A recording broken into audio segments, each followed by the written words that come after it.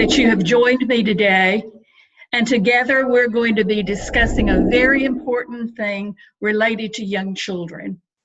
I'm an early childhood educator, and I enjoy working with other people who work with young children during this critical time of their development. Like you, I want what is best for young children.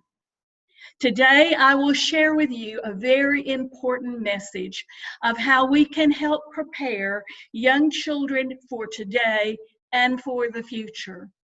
Some of the things that you're going to hear me talk about, you will say, I'm doing that, and that's wonderful. And I hope that there will also be some things that you aren't doing yet and will help you think about new possibilities in your classroom. So let's begin.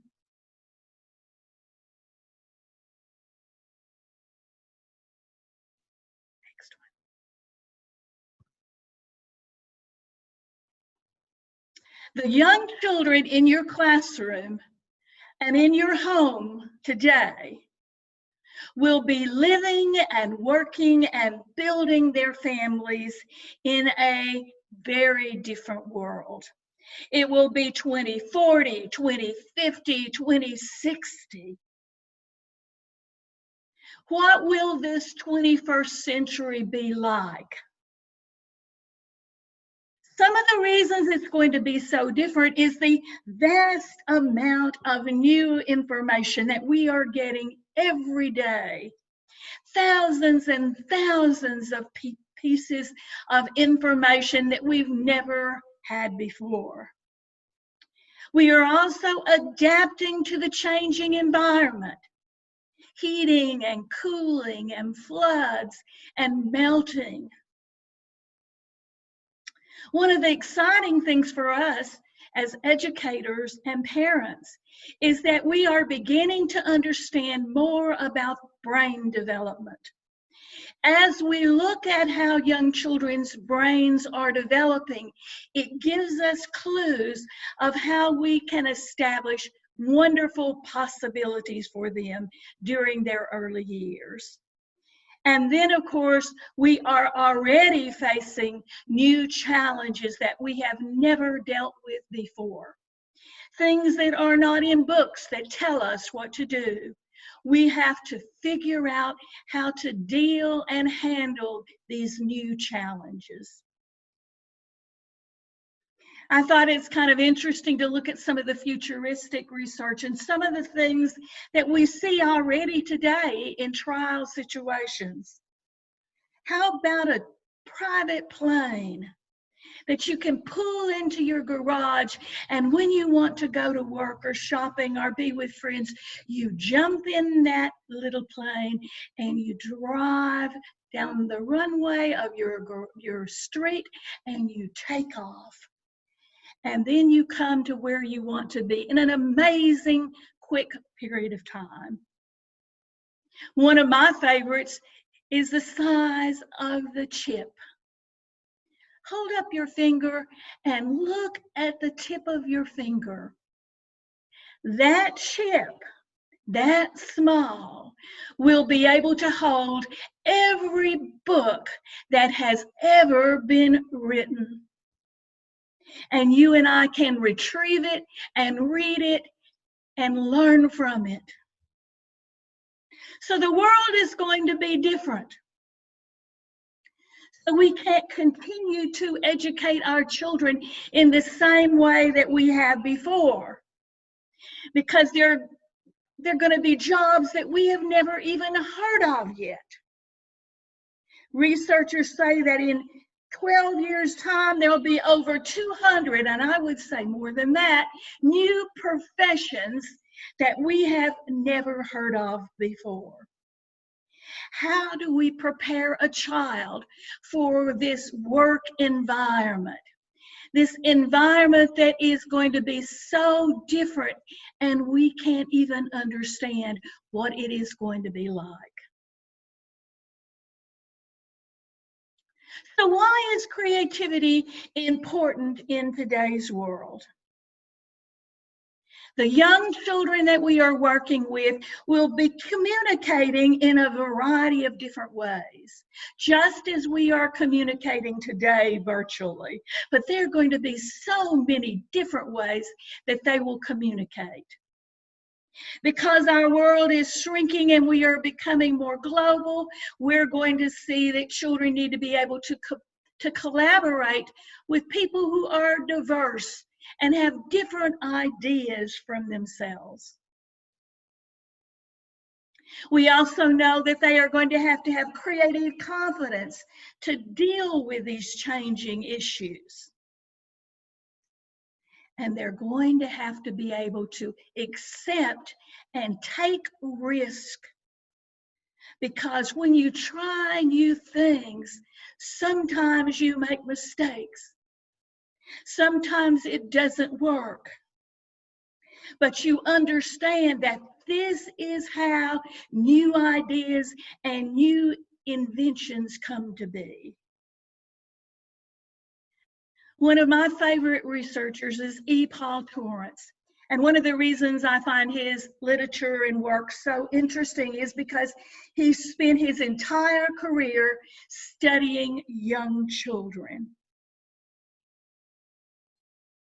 And he is the person who said to us that 4- and 5-year-old children are the most creative people in the world. How many of you work or live with 4- and 5-year-old children? Raise your hands over your heads and say, yes, yes. Are they creative? Torrance told us that they are. And if you've worked with young children, you know that they come up with marvelous ideas, sometimes ideas better than those that we've thought of. And Torrance also developed the Torrance test of creativity, which is still used today, but it is not a standard multiple choice kind of test.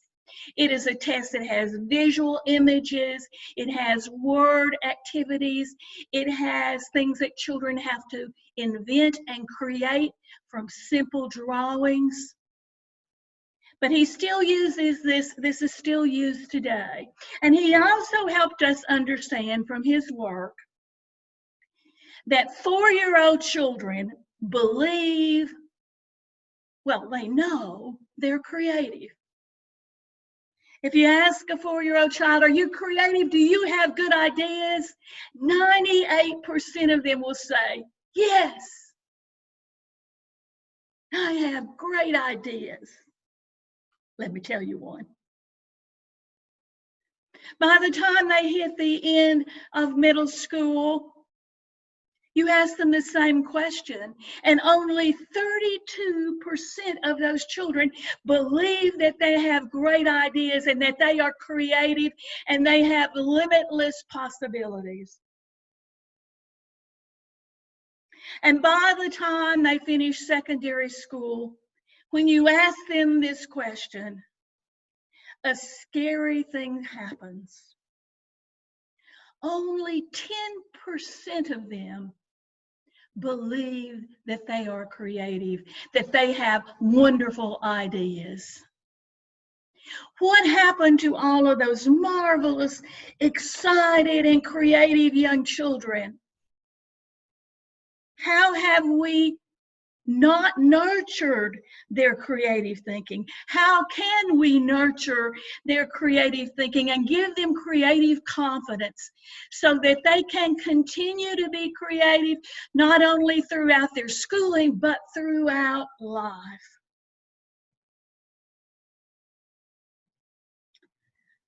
At a time when we know that creativity is the most needed, where we're going to need it to deal with the changing world, we actually see a decline in creativity. Why? Well, there's a lot of reasons, but I'm just going to give you a few. Too much focus on test taking. When you focus on test taking, what you're asking for is one right answer. Divergent ideas, ideas that are unique and different, are not valued. And we have less time for the arts, the visual arts, music, and movement.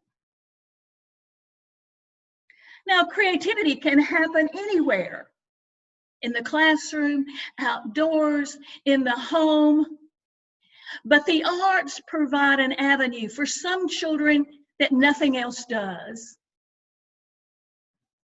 Okay. Tim at William and Mary College did some research using Torrance's test.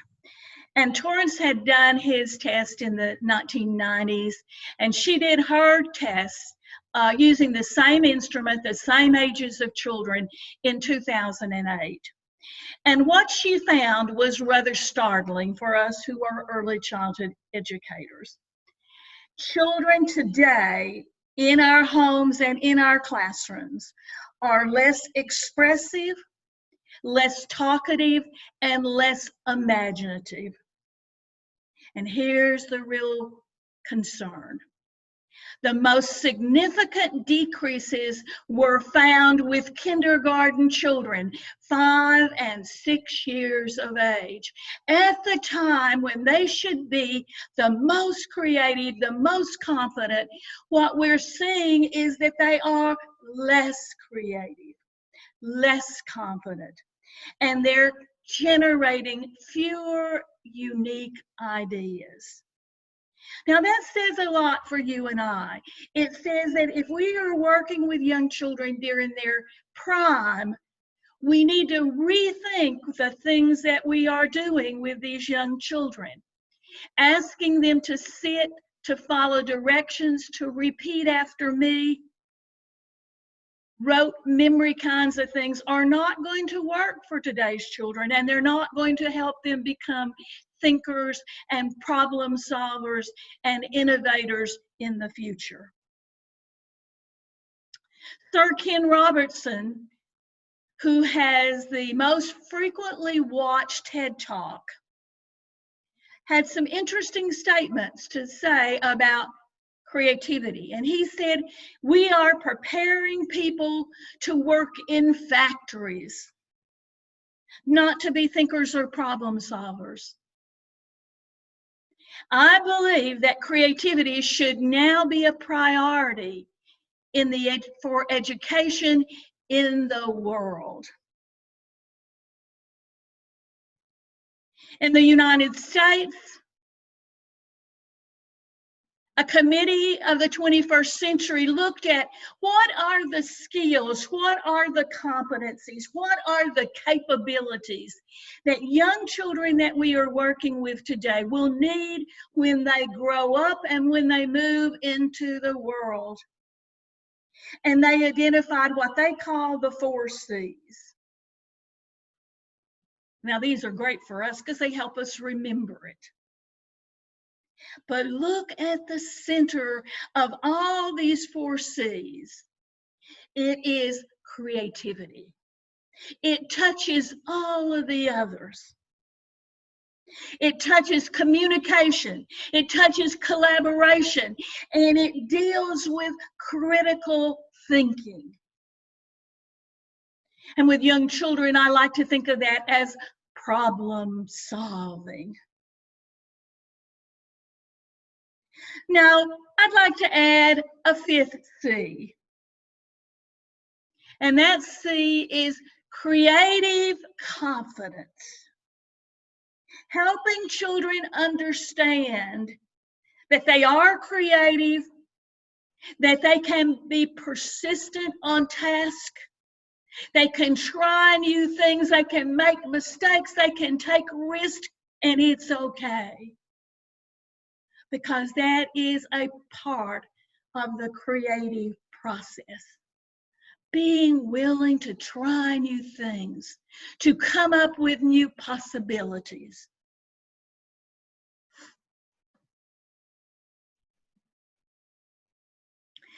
Now, characteristics of creative children are interesting because if we say, well, we want to develop creativity in young children, and then we have to think about what are creative young children like. And some of those characteristics sometimes give us problems in a classroom. Sometimes those characteristics make a parent be concerned, but they are uninhibited and they are filled with ideas, so many ideas, and they're confident that what they believe is the best. And how many times have we seen them say, I want to do it my way? And they're really not terribly concerned about what other people think about their work. Now, I hope you notice that these characteristics are also characteristics that we sometimes see in musicians and artists and great thinkers.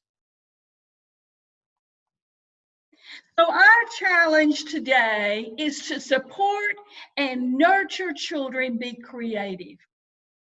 How do we do that? How can we nurture and support their wonderful ideas? Well, creative thinkers need time to play. They need time to play with ideas, materials, friends, and they need to have time to play with all the possibilities.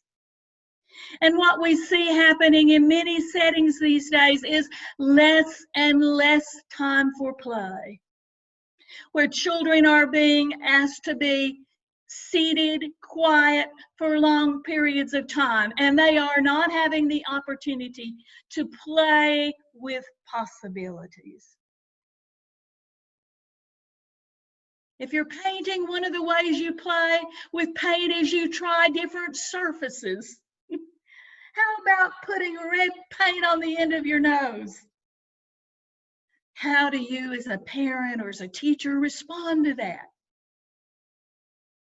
Do you understand that this is part of them being creative and that they are trying something they have never done before, and we need to accept and understand that this is a part of that creative process. Remember one of the C's? Communicators. You and I from the New Brain research know that during the year from 2 to 8, there is a window of opportunity. And that window of opportunity, among other areas, one of them is language development.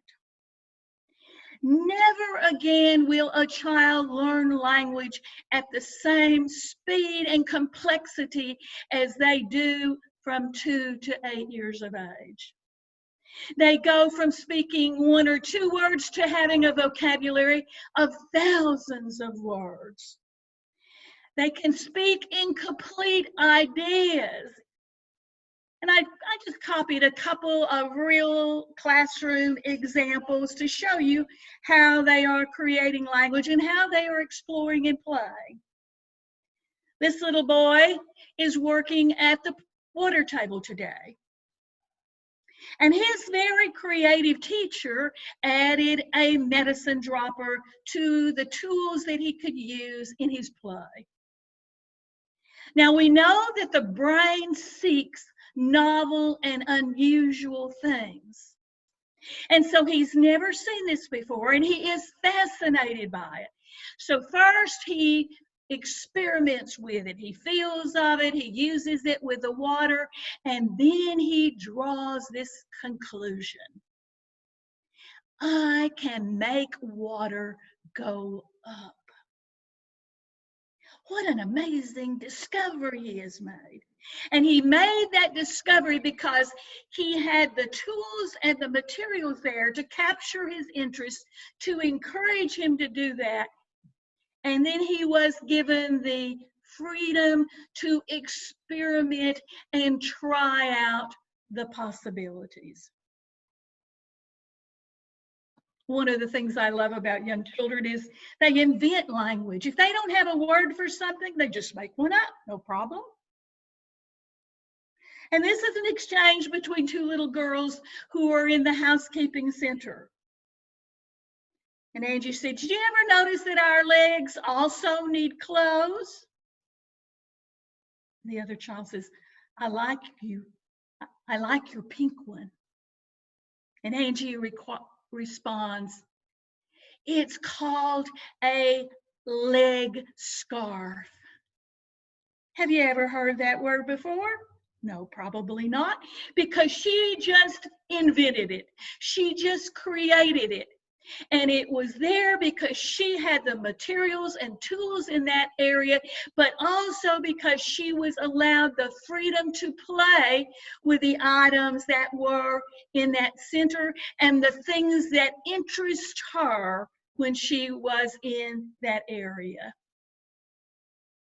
Collaboration, another of the C's. Being able to not only just work independently, but work with other people. In today's times, we're not going to have a person working in isolation in many instances.